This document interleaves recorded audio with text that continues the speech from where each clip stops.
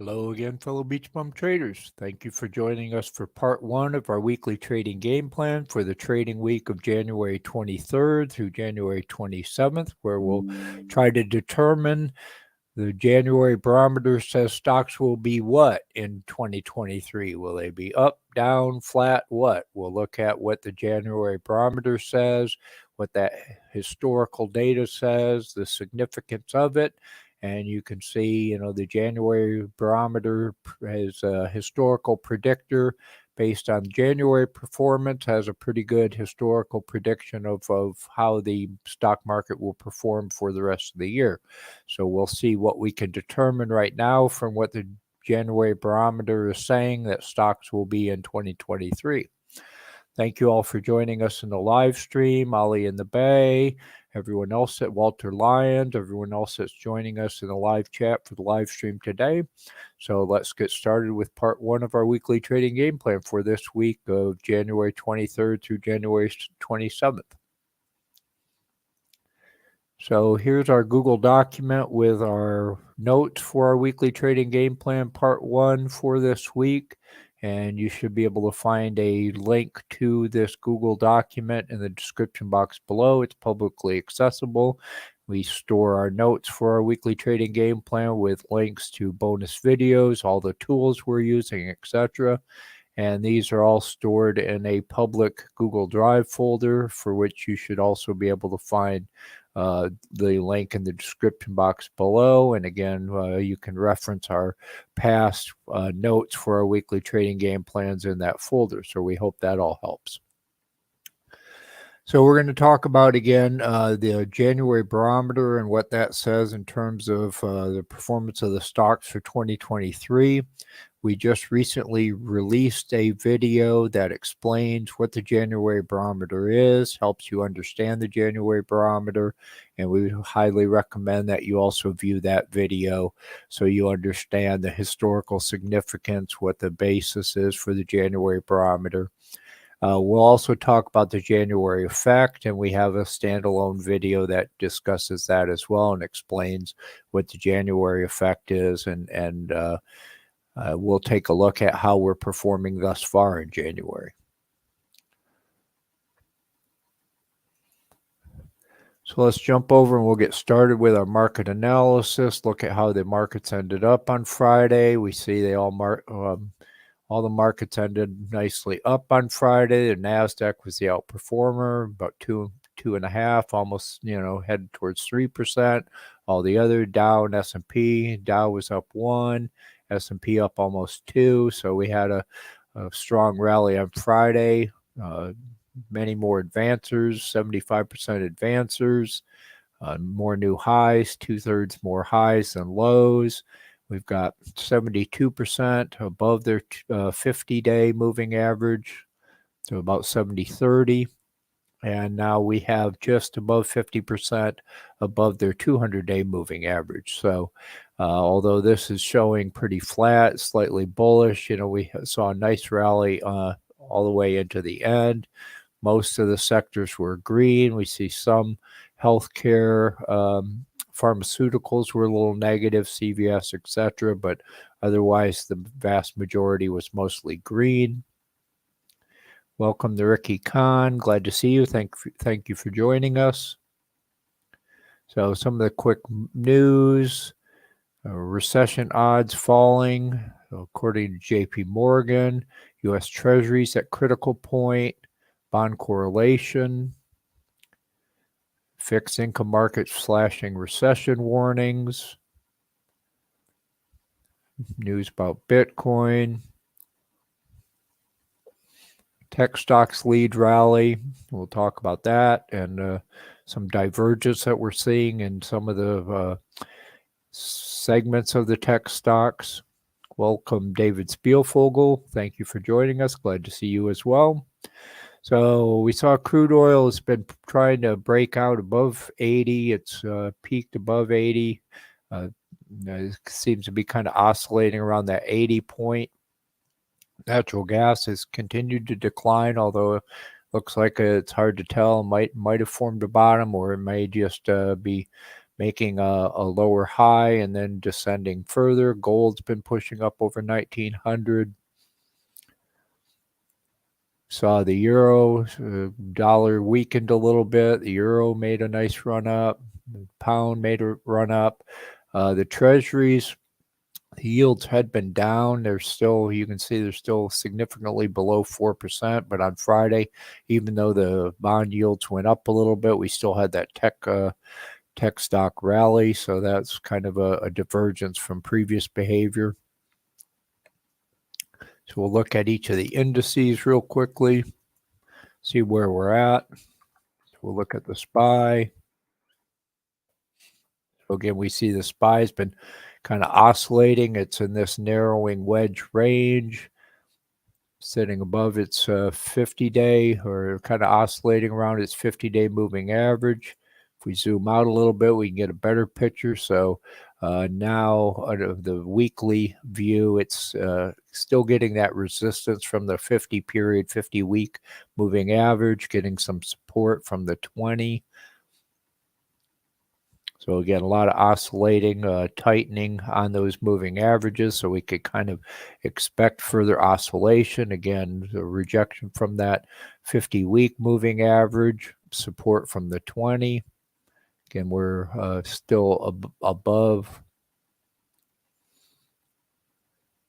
So if we look at the Qs, the NASDAQ,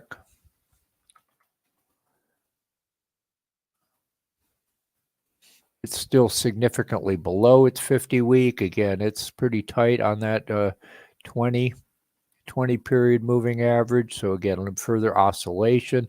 Again, in both of these cases, we can kind of see we're still in a bear market. We're still in a declining market, making lower highs. Here we've got a higher low on the SPY. So again, maybe we're tightening up, but again, still in a descending bear market, possibly forming a bottom, and this, tightening oscillations. We'll have to see. But again, with that bear market downward trend, we should be, trading accordingly. And again, we recently released a compilation of all of our strategies we've been talking about for over a year now about how to make money trading in a bear market. Those would still be applicable. Now, it looks like the Dow is pretty flat. It's getting support from its 50-week. Again, it looks like it's consolidating. Maybe it's going to try to make a run up as long as it can hold that support at the 50-week. So even though Dow had some negative days this week, it looks like it's still got some pretty good support. So Dow looks, again, to be an outperformer in this area. Look at the Russell IWM. And it looks like the Russell is still getting a lot of resistance. Doji'd right at the 50-week moving average. So indecision, is it going to try to break out? Is it going to get rejected and break back down? But again, it looks like it's consolidating more as well. So maybe a little bit more strength in the Dow and the Russell than in the SPY and the NASDAQ overall. If we look at the VIX,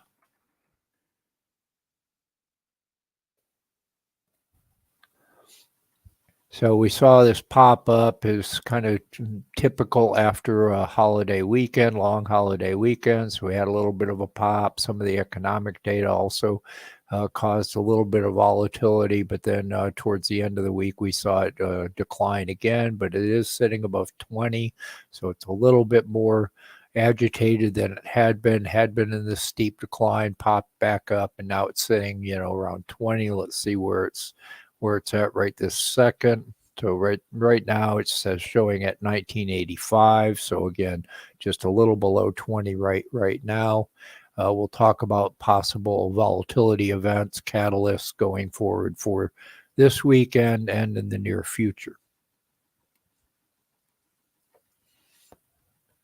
So let's look at the groups, the industries, sectors, and industries for this week. Let me grab a drink a sec and we'll continue.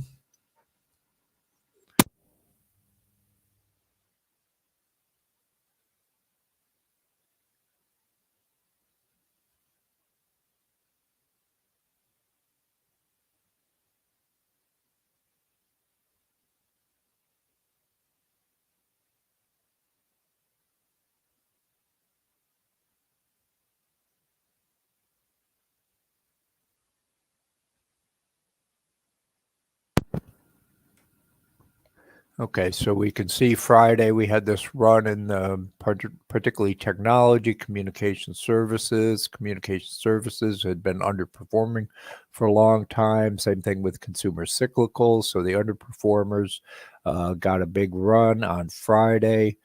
Some of the least performers were defensive utilities. Again, those had been outperformers. So you go again, sector rotation from underperformers to outperformers. We want to watch for that reversal again. So again, for the week, those sectors did pretty well. Communication services, technology, again, the underperformers. And again, industrials and utilities. Industrials, the Dow had been outperforming, defenses had been outperforming, and they rotated down.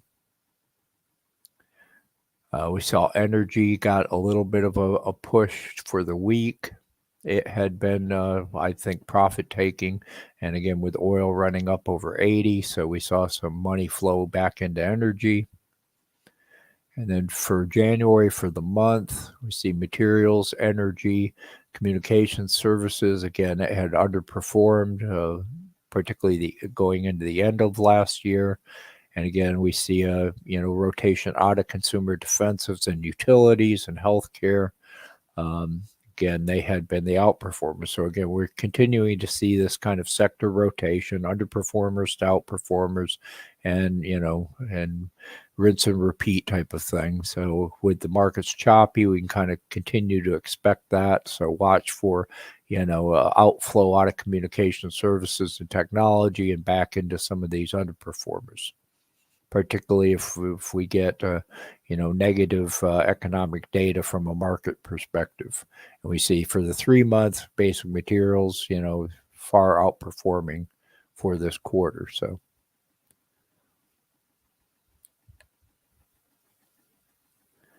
let's look at the industries.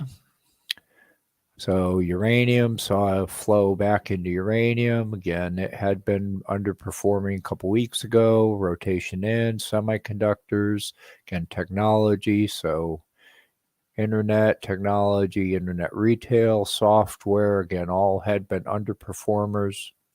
Coal, look at the worst. We got paper products. That's kind of a consumer defensive type area. Insurance, drug manufacturers. For the week, again, coal, oil. So energy, software, technology, internet, technology, entertainment. That's probably somewhat Netflix related. Look at some of the underperformers for the week. So solar, again, we've seen this constant rotation in and out of solar. Home improvement, housing. We've been talking for quite a while that the home market is in recession. Aerospace and defense, well, that's going to be related to the debt ceiling issue that is ongoing. So something to listen to is right now that's a negative headwind on aerospace and defense, which had been outperforming.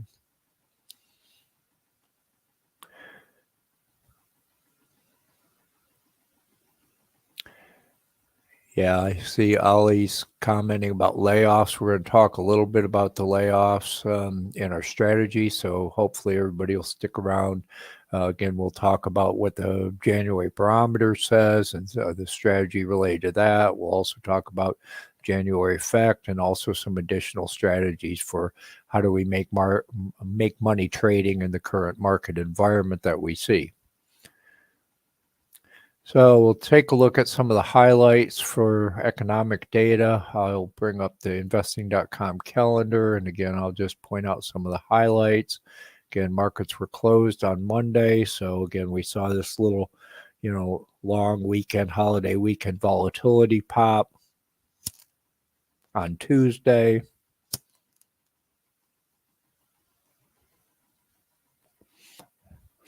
I didn't see a lot of market data on Tuesday. Then we got PPI, and so there was, a lot of anxiety or anticipation that the PPI would cause volatility. And as we'll see, it pretty much came in line. The core for December was a little low, so markets reacted positively to that. That says the front end of the inflation curve is coming down a little bit. So again, speculation that maybe the Fed's winning the war against inflation, at least. Again, this is the very front end, the supplier, the producer end of the front end of inflation. So it will take some time for that to propagate. But again, the market, reacted positively to that. So mortgage rates came down just a little bit. Again, the PPI, so the producer inflation is coming down slowly. Retail sales was negative, so that's a negative in terms of the economy.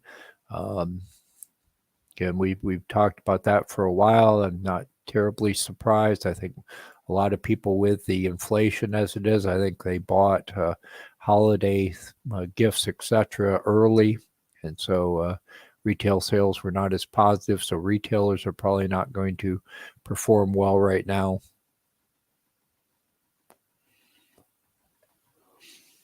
Thursday, got jobless claims, and this is interesting. So see the dichotomy in these two data points. So across these 2 days is the jobless claims was less, the continuing is less than expected, and the initial is less than expected. So that says that even though we were just talking about layoffs, you can see it's not currently affecting the overall jobless claims, the overall job market. Now we can speculate why that's the case at some point if we want to.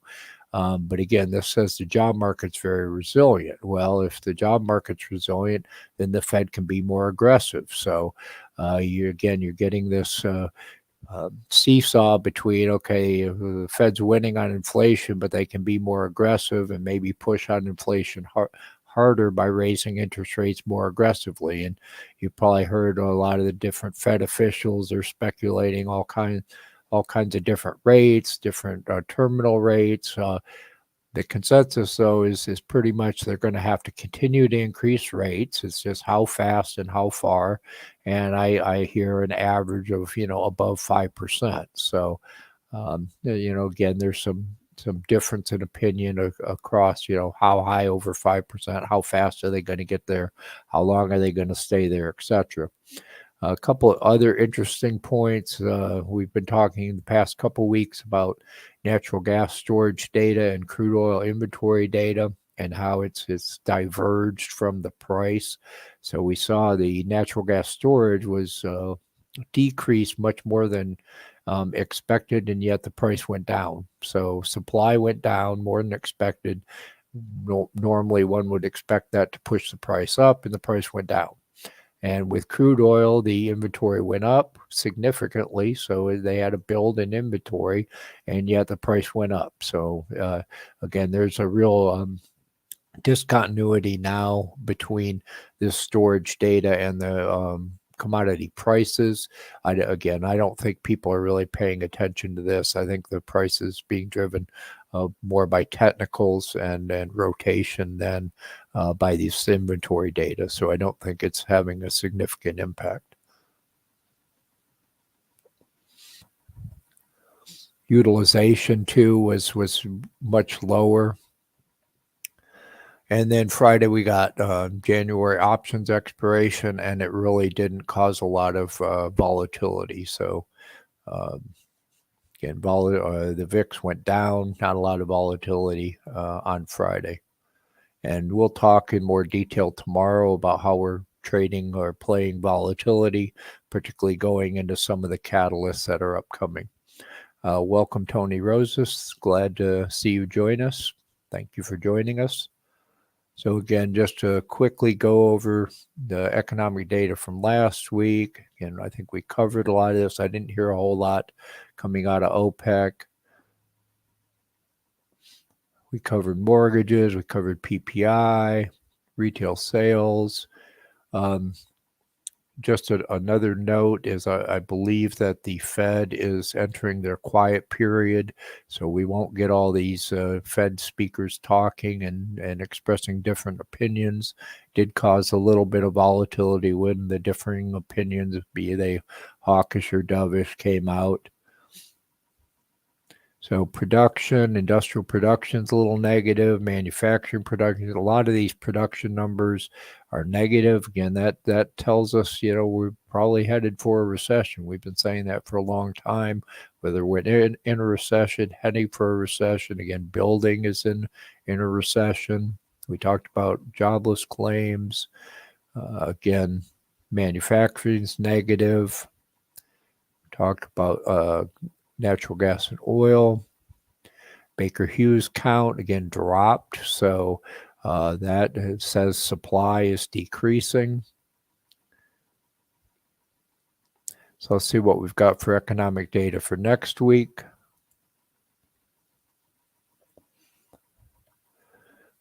So got Red Book, so a little bit of Fed notes. I don't expect anything new. Got PMI data, so more inflation data, services. We'll see, that could cause some volatility if it's different from expected. Mortgages, again, the inventory of oil and natural gas. Jobless claims, typical jobless claims. We get PCE. And then we get GDP data. So this on Thursday, we get GDP data, and that may indicate, where are we relative to a recession? Are we in one? Are we headed into one? Where are we? So that may be a notable data point in terms of where we are relative to the recession. Also, we get jobless claims. So again, Thursday, potentially some volatility. Again, PCE data on Friday. Personal income, personal spending. So that tells us something about the consumer. Also, we get the Michigan consumer sentiment data. So again, on Friday, we get some good data about, the health of the consumer. And that's a major indicator in terms of the economy. It'll also tell us if the consumer spending is higher than expected, it's expected to decline. That's a feed and input into inflation, right? If the consumer is still spending a lot, that's going to drive inflation up. So we'll want to listen for that data as well.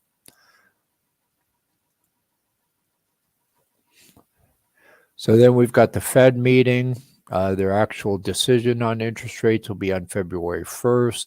Again, I believe they're entering their quiet period in preparation for that meeting, so I guess we won't hear a lot of opinions going into that, but the markets will be looking at each of these data points and trying to guess, are they going to go 25 basis points, 50 basis points, etc.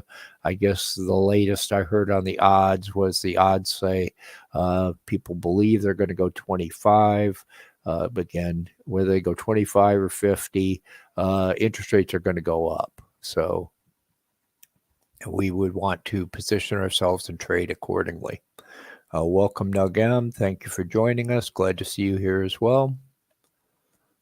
So just a quick reminder, none of this is financial information or financial advice. We're not financial advisors. This is all for education and hopefully some entertainment purposes only. So David says, can't wait for earnings. So yeah, we're going to talk about earnings and that earnings matter again. So let's talk about earnings. So we'll look at the earnings calendar in investing.com and then in a minute in Weeble as well. We do have a previous video. We talked about, how to trade earnings, that earnings matter again. Again, as David pointed out, we've got some big earnings, Microsoft, Tesla. You mentioned several. We'll see who's all reporting when. We saw the effect of like Netflix beat expectations in some regards. I believe that drove a lot of the FANG stocks, the big tech stocks, and therefore we saw that NASDAQ run. Now, if people miss earnings, again, who was it? It was some of the financials missed severely and got severely punished. And again, you get sympathy plays. So you can listen to, our previous discussion on how to trade earnings, how to make money trading earnings, how to capitalize on irrational reactions to earnings from our previous weekly trading game plan. And I'm going to try to pull that data together as a standalone video as well. A question for our BeachBum trading community is whether you all would like an automated feed for earnings reports. For example, I can create an automated feed from this Twitter account, EPSGUID, which will automatically post earnings to our Discord. I'd like to hear your opinion. I posted a poll in our Discord, also on the community page on our YouTube channel. And I'd like to know, would you like an automated feed for earnings reports? I can put it in the Surf the Market Reports channel, which you can see here in our Discord, which is where the economic data, we have a feed for market economics, Market Watch Economy right now. So it would be similar to that, just from that other Twitter account. Or I could put it in a different channel, separate channel. If you would like to, then you can mute an individual channel if it's too noisy and you don't want to see earnings reports. So again, I'd welcome everyone in our BeachBum trading community to vote on these polls. Let us know if you'd like to see an automated feed for earnings reports.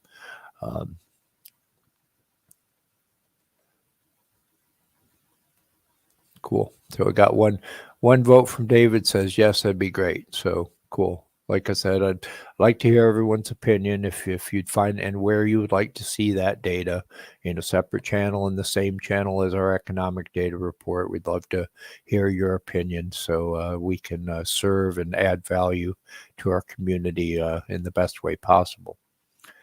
So we'll flip over to the earnings calendar and investing.com real quick.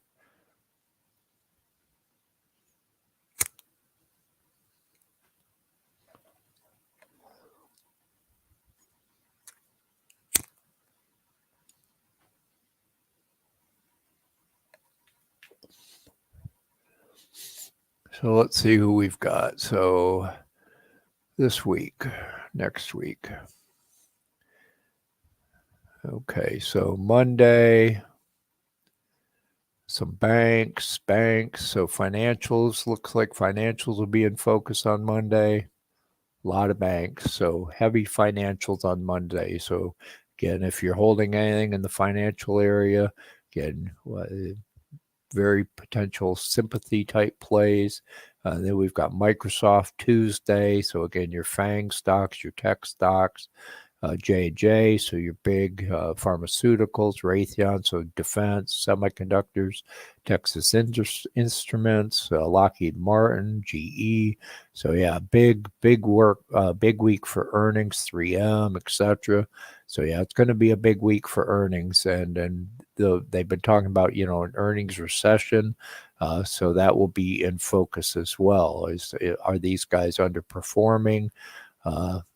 Are a lot of misses, or are there still a lot of beats?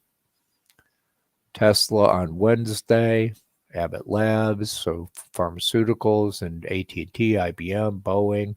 IBM is one that in the past we've made some good money on overreactions when they missed expectations, because they used to typically miss, and just the past couple quarters they've actually beat and done well. ServiceNow, so a lot of enterprise software, got some miners. So yeah, a lot of big companies. You can see it's a very long calendar. So you can see the full list here in investing.com, and you can do a search, do a find for anything in particular that you're looking for. And I'll show you in Weeble in a second where you can find a very nearer term calendar. So Ollie in the Bay votes yes for, again, you guys let me know if you want it, in the Surf the Markets channel or in a separate channel as well. Cool. Okay, so we'll jump over to Weeble and we'll look at the market screen. Just a quick reminder, if you're not already using Weeble, you can still get 12 free stocks, each worth from $3,000 to $3,000. You can see we use Weeble for our market analysis, for a lot of our due diligence, and the vast majority of our trading. Weeble's our favorite trading platform. And again, by just opening an account, you can get 2 free stocks worth $3,000 to $3,000.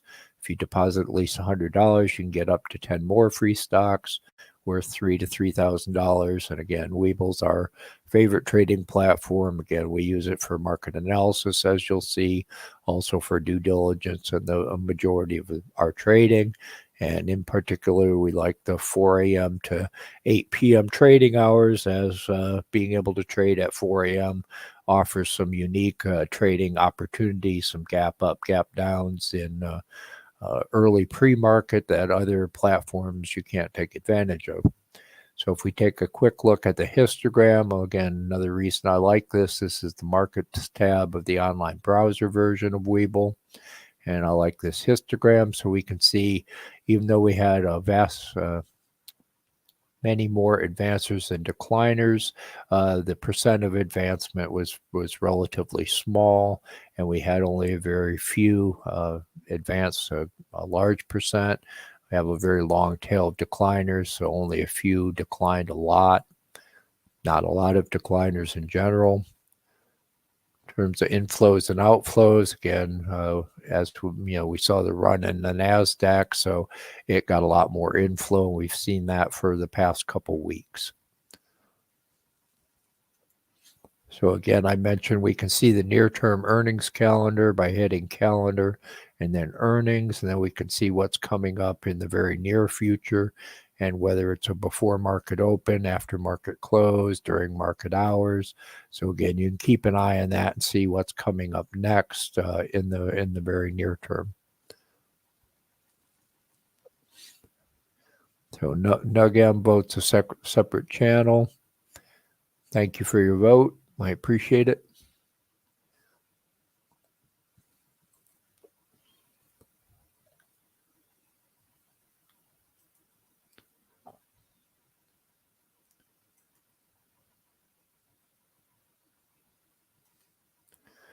So let's look at the best performing industries for the week. So transport, infrastructure, that's kind of interesting. Coal, as we kind of expect. Financials were split, mixed. Semiconductors kind of mixed. Healthcare pretty neutral. Oil a little positive. Uranium positive. Biotechnology just mildly positive.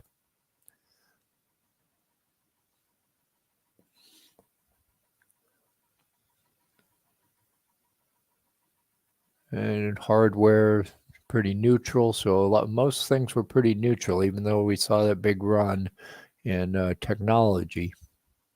Even software and IT services only mildly positive.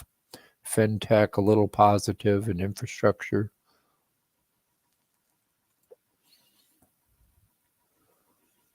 Look at ETFs. So let's look at the indices. So up on the Dow, kind of expect that. Up on the NASDAQ, there's the leverage ETF on the NASDAQ, on the S&P. So as expected, they're all the indices are currently pointing up. Mid cap, positive.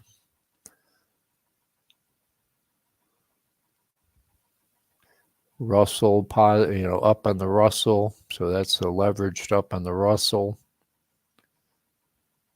Small cap quality, small cap bull, and short on the VIX. So they're betting, the VIX going down right now.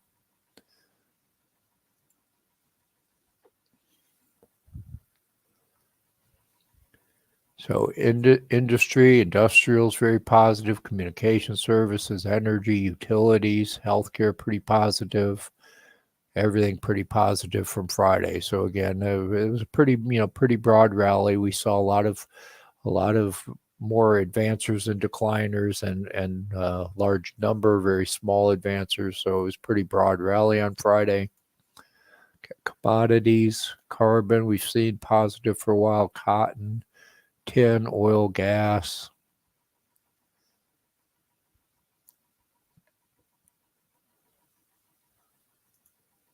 Look at bonds. 7 to 10, we've seen that positive for past couple weeks. Now 3 to 7 is also positive.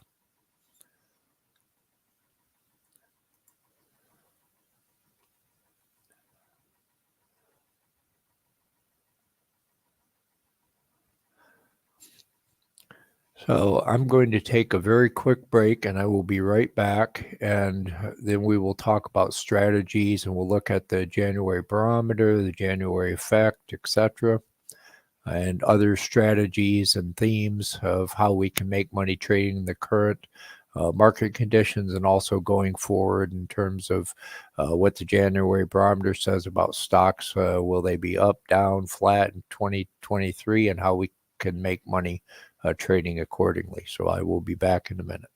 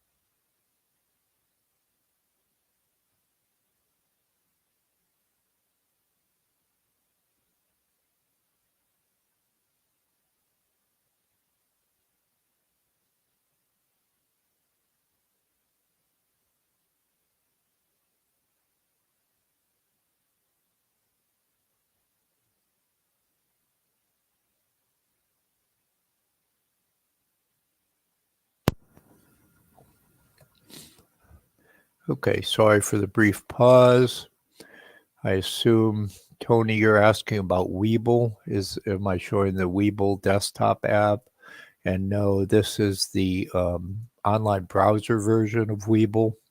I use both the online browser version and the desktop app. I don't really use the mobile app, but I primarily use the online browser version. So this is the Markets tab in the online browser version of Weeble. So I hope that helps. Again, they do have a browser version, a desktop version, and a mobile version. And there are some differences in the functionality between those versions. So for example, I do a lot of creating options trades on the desktop version because that has some additional functionality. And again, I haven't really used the mobile app. So let's talk about the January barometer, what that says stocks will be in 2023. Again, I'd recommend that you view our video if you don't know what the January barometer is, what its historical significance and basis is. This video will explain all of that, but what we'll do is we'll look at in investing.com, we'll look at the indices. It'll tell us, how is their performance currently in January. So it'll tell us about the January effect that we're seeing right now, and what that might indicate for stocks in 2023.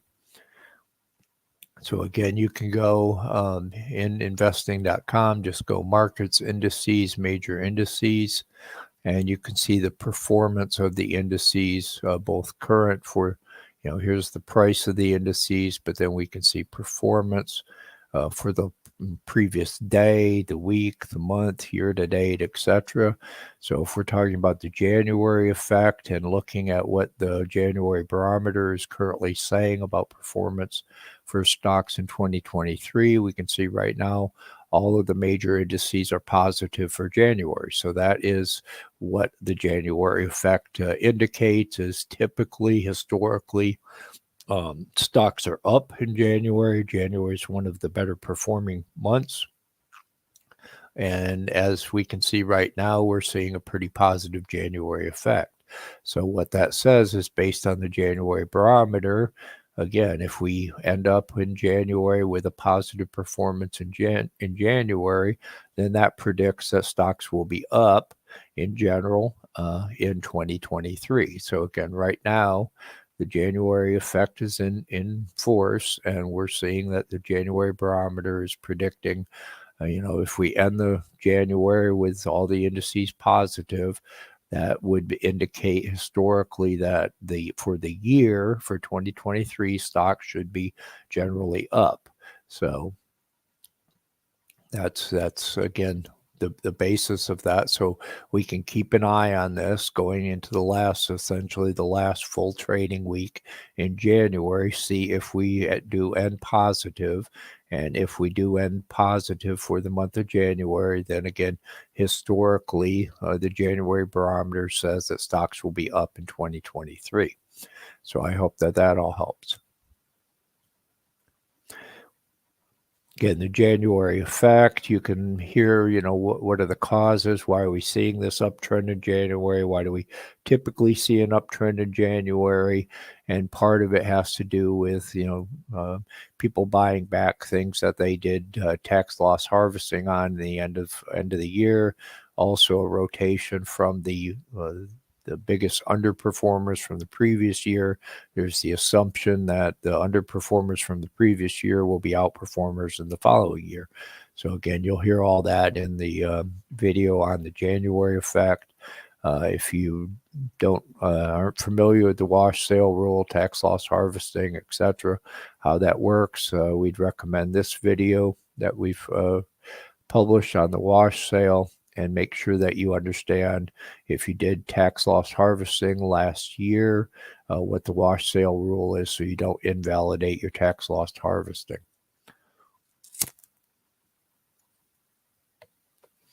Again, if you need individual help with the wash sale rule, tax loss harvesting, etc., we recommend Mark J. Kohler. Again, that's who we use for our tax and etc., small business and tax advice. And you can find a link here in the notes, also on our homepage under business resources. In the link section, our BeachBum trading homepage is beachbumtrading.com, bum without the U. And again, you can find links to all our social media sites. The invite to our Discord server. Our Discord server is free to join.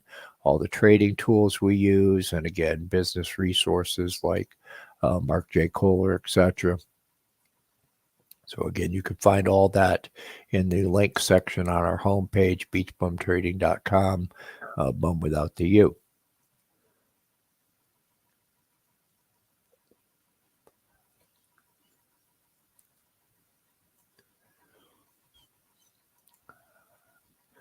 So we talked about the January effect, the wash sale rule, etc. Part of this is we should be, starting to exit those wash sale windows. So if people sold things towards the end of last year, then you're seeing them buy back into them in January. So that should wrap up this week of people being excluded from buying back. So again, so I think Ollie and a couple people were talking about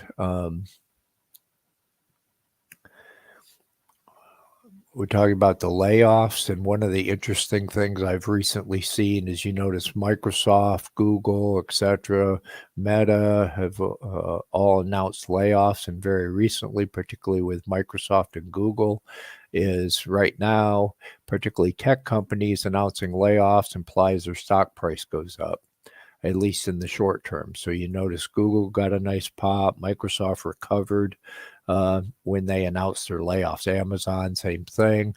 So I don't recall Apple announcing layoffs yet, but I wouldn't be surprised. And again, what we're seeing right now is if you announce a layoff, your stock price goes up. So I just wanted to point that out. Is if you hear news of someone announcing a layoff, right now, again, that's a catalyst for the stock price going up because the market people are viewing that as they're going to be more cost efficient, not necessarily more productive because you're cutting your productivity by cutting people.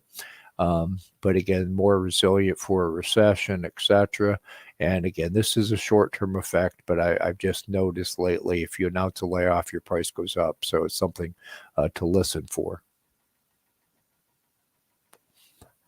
So another strategy we've been talking about for a while, and I'll probably talk about this more in more detail tomorrow, but various option strategies. As we see, the market's been kind of consolidating, chopping, just kind of oscillating.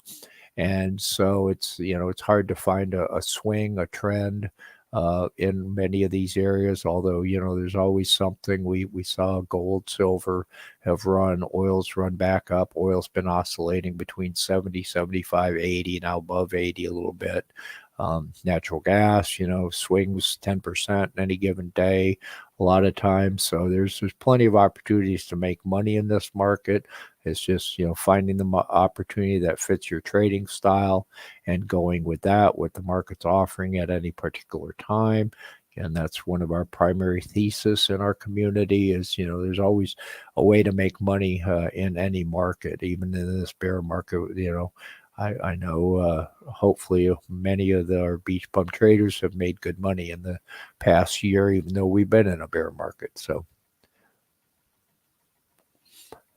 another thing we've been doing is applying option strategy. So we've been selling covered calls, selling and buying back covered calls, and recently we've started selling and buying back cash secured puts. And so we're looking at other opportunities in that area. And again, I'll probably talk about. I've been working on revising our strategy, particularly in the area of cash secured puts, automating that process, trying to find further opportunities. And I'd love, again, to get your feedback in these areas. How often have you seen options get exercised early? Also, here my criteria we talked about last week, and again, I'm codifying this criteria and looking for particular opportunities based on, in part based on the wheel strategy. And I have a reference to the wheel strategy. I have several videos coming out explaining more about the wheel strategy. What is it? How do you use it? How do you make money with the wheel strategy, etc.? So again, I'm applying this criteria. No crappy or zombie companies. Strike price around my target buy price, or below my target buy price. Expiration window somewhere 30 to 40 days, which is something recommended by this wheel strategy. And then I'm looking at what's the return on invested capital and the daily return on invested capital based on this window. Also, you'll see, I'm looking at the distance from the current strike price and the delta. I hear recommendations of, keeping the delta under 30%, which says there's less than a 30% chance it's going to get exercised. And then I'm trying to figure out better ways to determine what are the best stocks against which to sell, puts, cash secured puts right now. So if you have some ideas in those regards, again, tomorrow I'll probably go into more detail. I'm building a Google sheet that has a lot of these criteria, and I'm developing automation to populate some of the variables in that Google sheet. And again, we'll offer that to our patrons on a 24/7 basis, but we'll go over it probably in more detail tomorrow.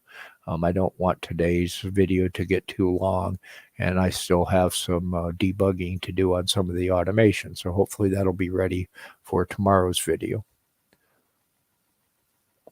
So we hope you will come back again, and we'll talk about individual stocks that I'm particularly looking at next week for potential opportunities to sell cash secured puts against based on this criteria and the automation that I'm doing.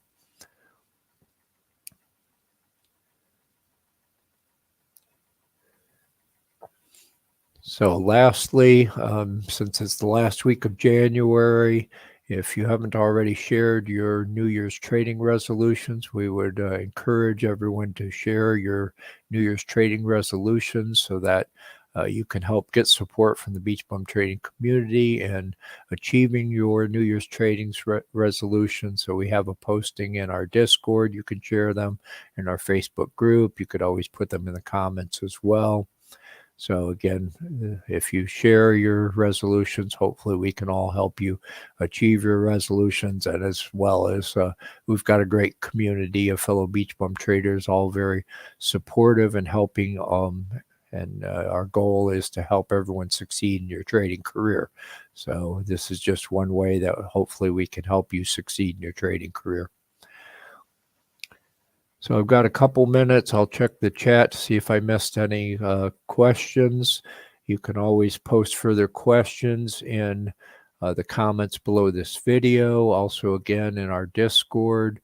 Our Discord's free to join. You can find a link in an invite link in the description box below. And again, it's free to join our Discord. The main channel people hang out in typically is the beach party. We post, try to post a picture every morning of the beach. We talked about the surf the markets, economic news is posted here so far. Again, please vote on the poll as to where you'd want the earnings report. I can see so far from the comments that people would like the earnings reports automatically posted, and I saw one vote for a separate channel. So again, vote in the poll, and we can make that happen as soon as we're able. So again, you can always tag it. Please tag us in the Discord so we're notified and we can respond to any questions you have. If you have particular stocks you'd like us to do due diligence on, cover in part 2 of our weekly trading game plans, etc. So provide us with your questions in the Discord. We also have a Facebook group. You can always ask questions there as well. So, and you can always contact us via any of our social media sites. So again, you can find links on our homepage, beachbumtrading.com, bum without the U, and you can contact us via social media in that way.